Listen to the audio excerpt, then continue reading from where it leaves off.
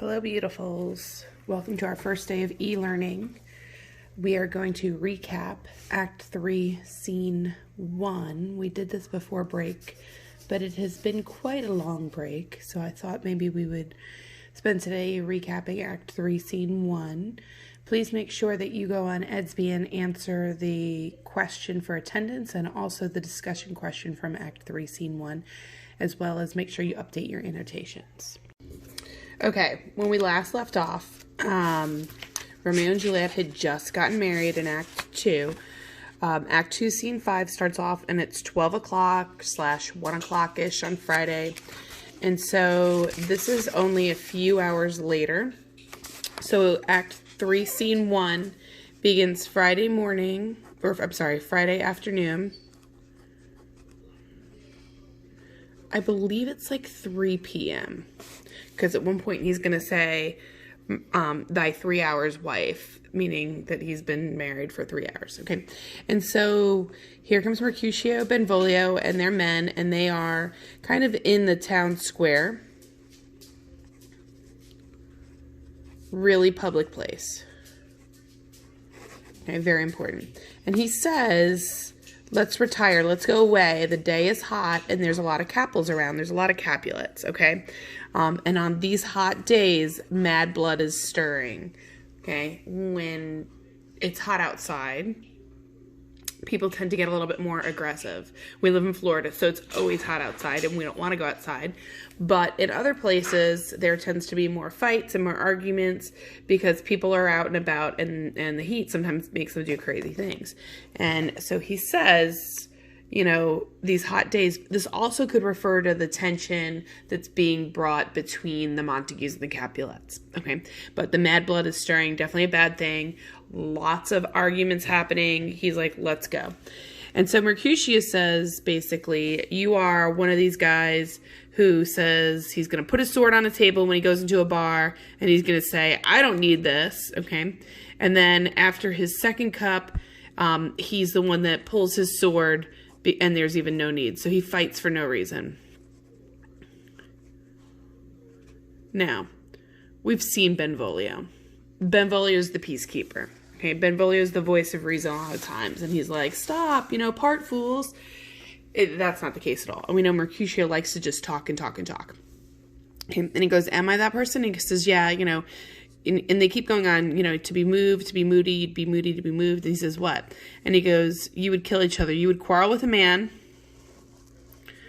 that has a hair more or a hair less in his beard than you have. So you're going to fight with somebody because they have more hair or less hair than you do. Okay. You'll quarrel with a man for cracking nuts for no other reason because he has hazel eyes. Okay. And he says, your head is full of quarrels, so you argue for no reason.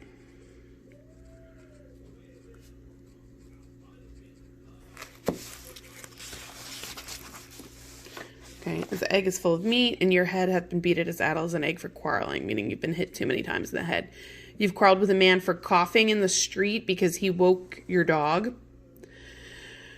The dog that was asleep in the sun, okay? And didn't you argue with the tailor for wearing his new doublet, meaning new suit before Easter? So he got into a fight with the tailor before Easter, and with another for tying his shoes with an old ribbon. And you're going to tutor me from quarreling? He's like, you're going to tell me not to fight? Okay, and so Benvolio says, if I were so apt to quarrel as you are, any man should buy the fee simple as my life and for an hour and a quarter. And he goes, the fee, oh simple, oh simple. And he says then, if I were so apt to quarrel as you are, okay, we said that already, sorry. And he says the fee simple, and he goes, by my head, here comes the Capulets. And then Mercutio is like, by my heel, I care not. He's saying, watch me walk away. Do you hear my dog? What do you want? Say hello. This is Ollie, everybody. Do you need to go out? Out? Out? I think so. Okay, we're going to pause. Full disclosure, so you will hear my children from time to time. You will hear my dogs from time to time. It's going to be fun, guys. Okay, so Tybalt who's been kind of quiet, he just walked in, and remember, he's the angry one, and he goes, follow me close, because I'm going to speak to them. Remember, he wants a duel with Romeo, okay? He put a challenge on him. And he says, I'd like a word with one of you. And then Mercutio, remember, who just talked about not fighting, goes, and but one word with one of us, couple it with something, make it a word and a blow, meaning to fight, okay? And Benvolio is kind of like probably standing there going, what? You just said that I'm the one to fight, and here you are jumping in there, okay? And he says, you'll find me apt enough for that if you give me an occasion. Could you not take some occasion without giving? And he goes, you consortest with Romeo. And he says, consort, what does that make us? Minstrels, meaning music makers, okay? And then he says, here's my fiddlestick, okay? These are all musical terms. And so he goes, here's my fiddlestick, meaning his sword, and that'll make you dance, zounds, consort. And so he pulls out a sword. And Benvolio's like, dude, shut your mouth. We're talking in the public haunt of men. Okay? Either withdraw to some private place, or let's go. Everybody's watching. Somebody's watching you. You're all missing me.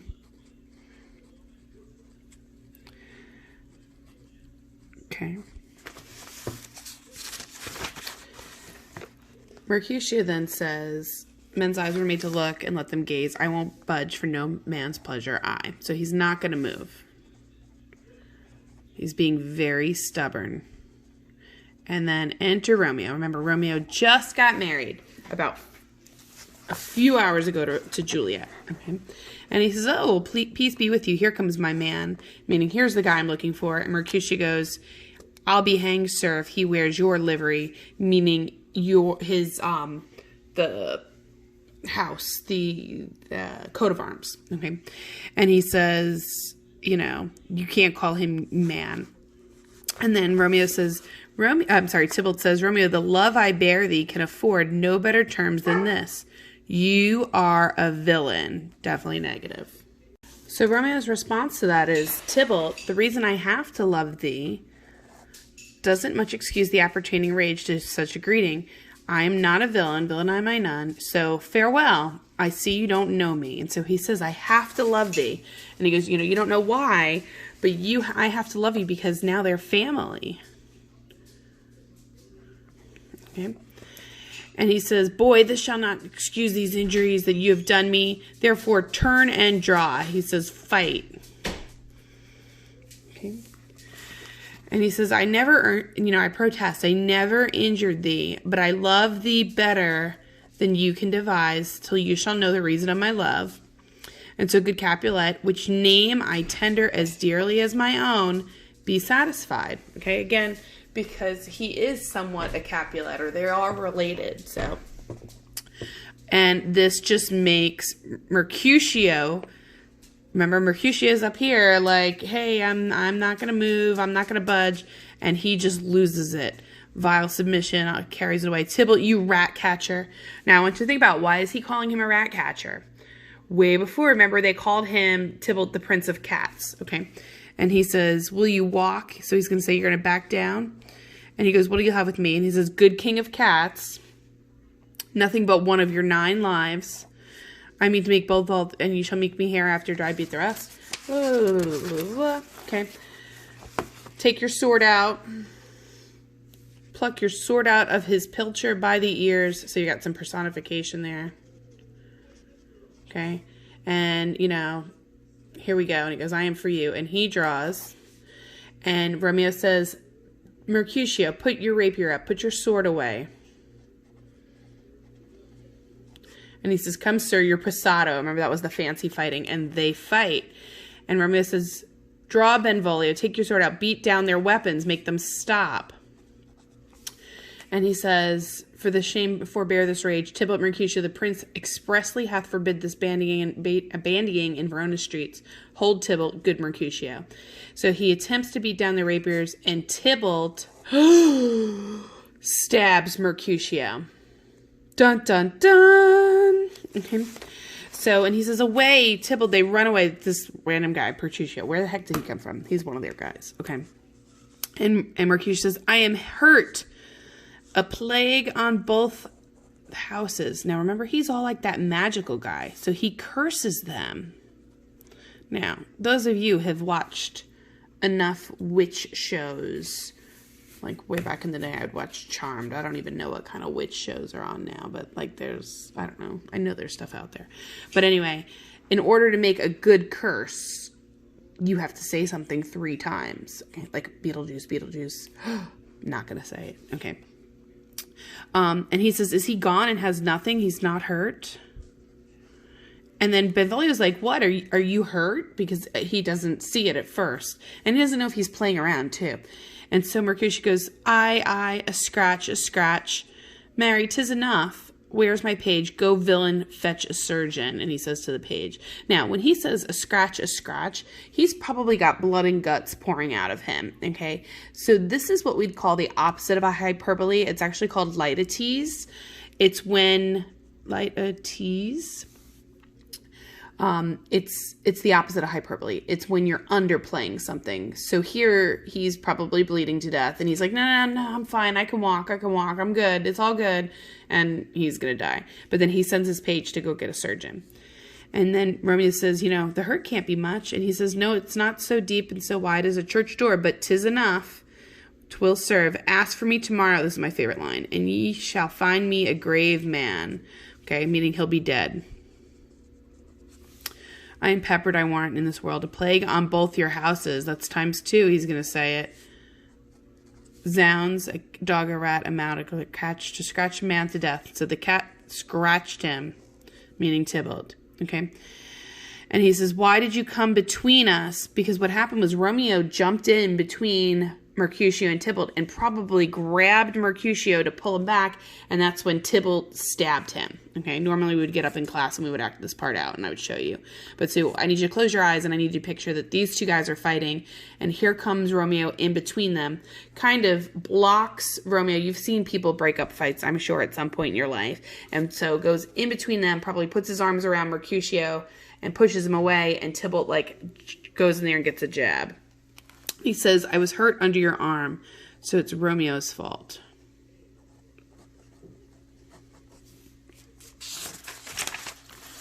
And he says, I did it for the best. And he goes, help me into some house, Benvolio, where I shall faint. A plague on both your houses. That's the 3rd time. Dun, dun, dun. And I love this line too. They have made worms meat out of me.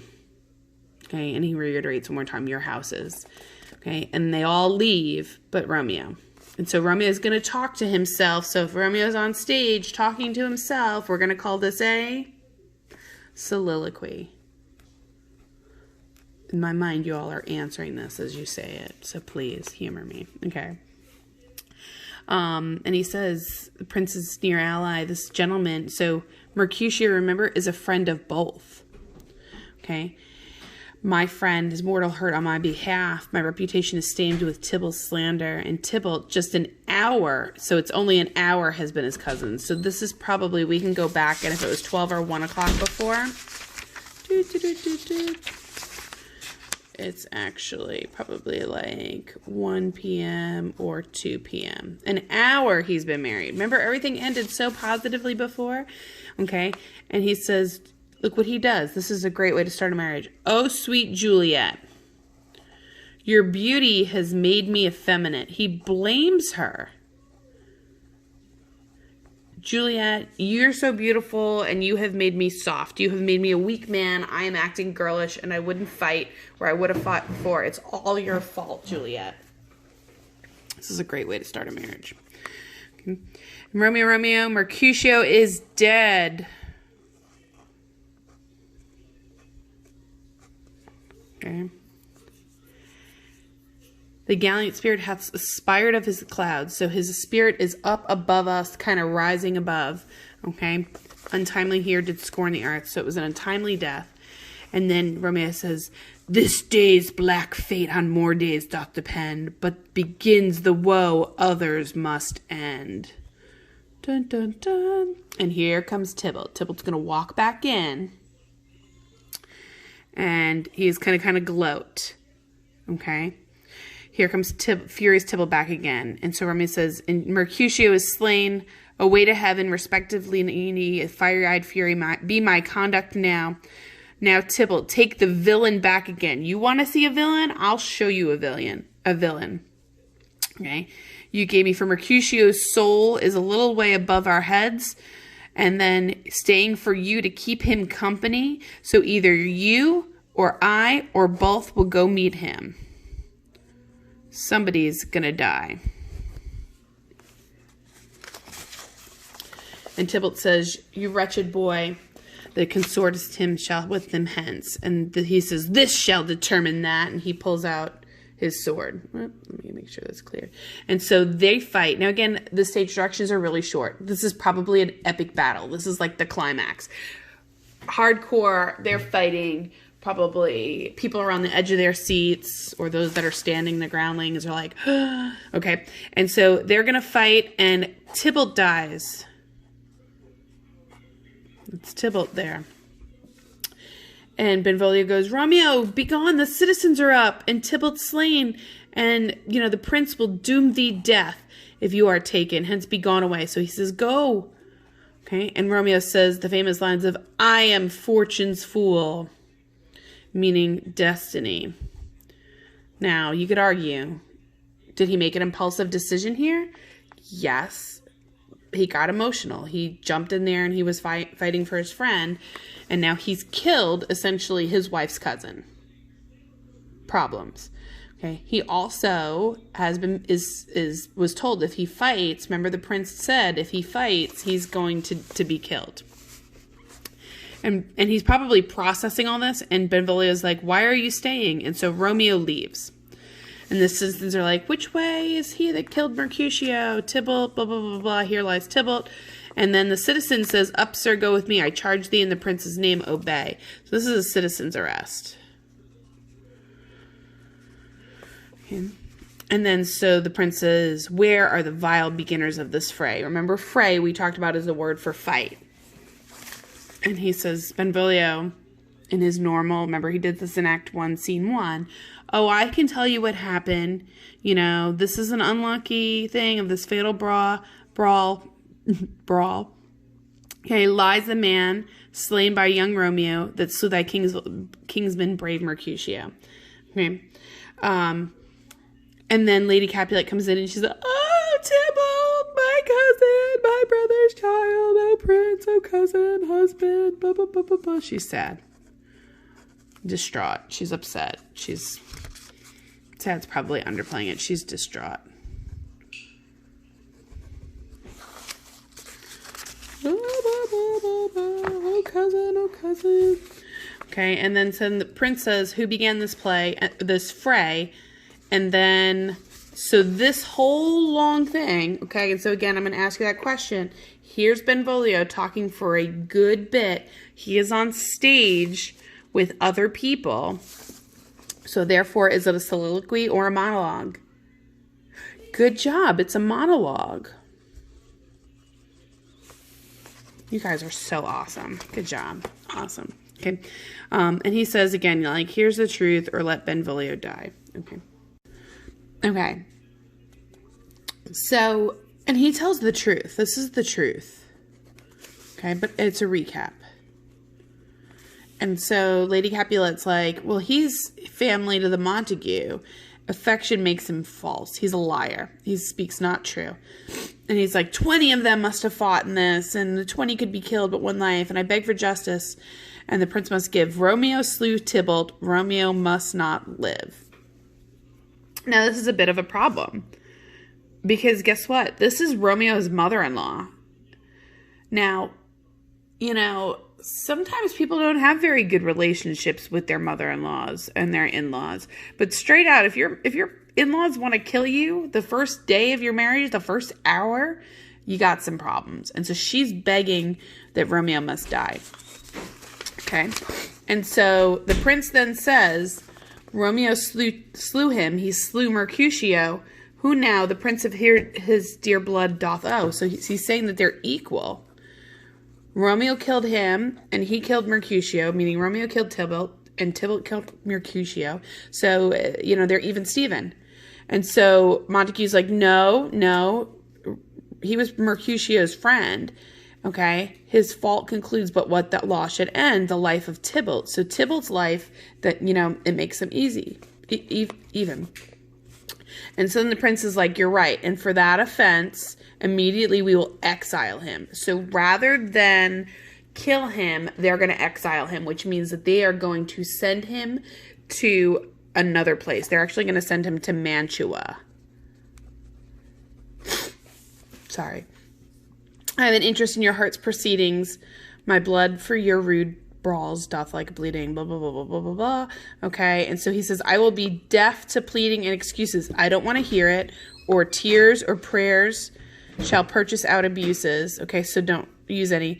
And let Romeo go in haste, elsewhere he is found. That hour is his last. So if Romeo comes back, and he comes back to Verona, they're going to kill him. Okay?